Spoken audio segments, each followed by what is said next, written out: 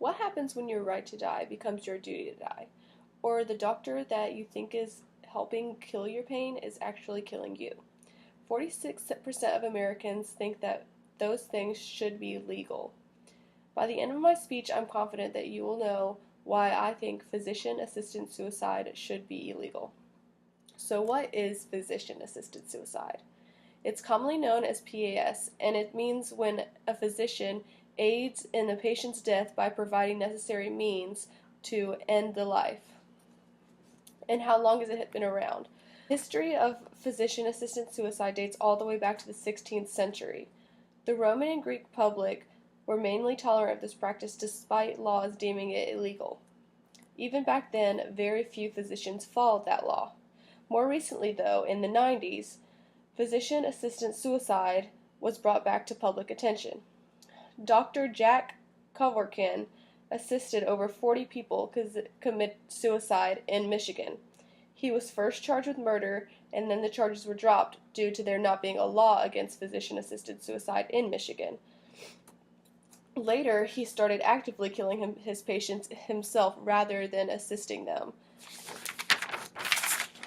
After videos surfaced of this doctor giving lethal injection to unknowing patients, he served 8 years in jail for second-degree murder.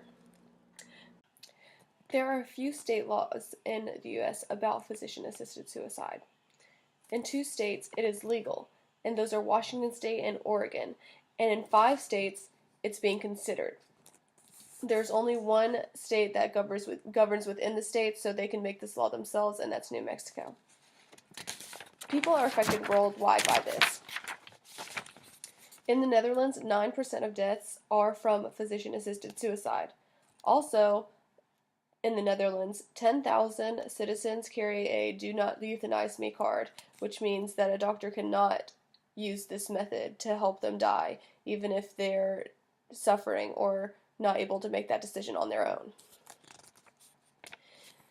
It should be illegal because it provides financial incentive for premature deaths, which means that taxpayers and the government and insurance companies prefer it just because it will save them money.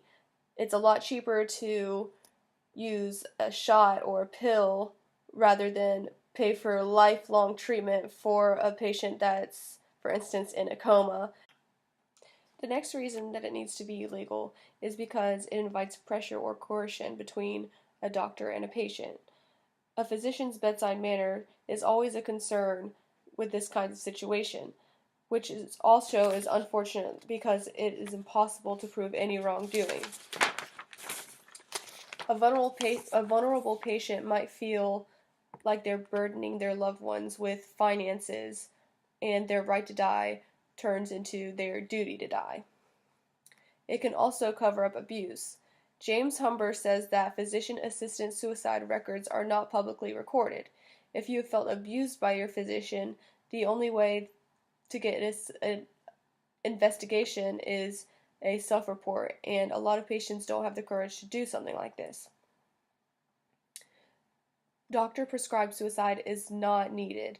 Under any health-related circumstance, the patient has the right to refuse prolonging life by artificial treatments. It's anyone's right to say that they want to die naturally, but when the time comes, but not because a doctor has pressured them. Finally, patients are not stable. Most patients that choose to die using physician-assisted suicide are mentally unstable. A good 93% of these people have mental disorders, like bipolar disorder or depression or anxiety, and are suicidal. So, of course, if a doctor offers to help them, they're going to agree to this because they're unstable. 25% of the 90% also suffer from alcoholism, so that proves that they're unstable. The most heart-wrenching thing about this is that of all these disorders listed, they're all treatable. So they didn't need to commit suicide, and they didn't need help they didn't need assisted suicide because they could have been treated otherwise. The opposing argument is that a patient could be suffering and that's a reason to help them, which is understandable, but in most cases this is not the case. A lot of people say that having laws in place against a procedure is the government's way to make people suffer and prolong an unnecessary life. The final concern with this argument is that there should be a living will. Most patients say that they have a living will for those specific types of situations that provides clear instructions for how a person deems their final hours. Doctors refute this by saying that most people do have a living will but aren't clear with what it entails. The patient could not have been fully aware of the options to different end-of-life care.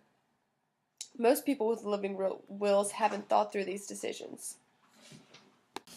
In conclusion, I am confident that each and every one of you now has a greater understanding to what physician-assisted suicide is, the history behind it, and the people affected by it, and most importantly, why it should be illegal. Just